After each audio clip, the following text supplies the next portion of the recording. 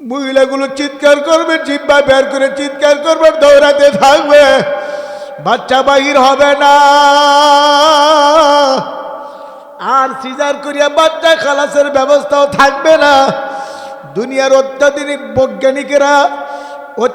বৈজ্ঞানিকরা চিন্তা করে এমন একটা জায়গা, মানুষের বাচ্চা, এত বড় বাচ্চা এই জায়গা দিয়ে দুনিয়াতে আসতেই পারে না, বিকল্প একটা ব্যবস্থা করে তারা বৈজ্ঞানিকরা চিন্তা করে গবেষণা করিয়া সিজারের ব্যবস্থা করছে।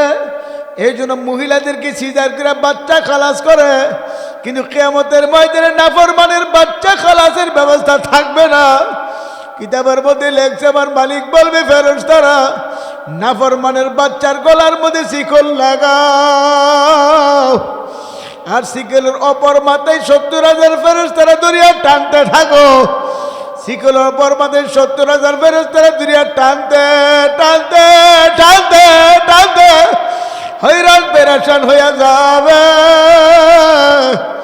বাচ্চা বাহির হবে না।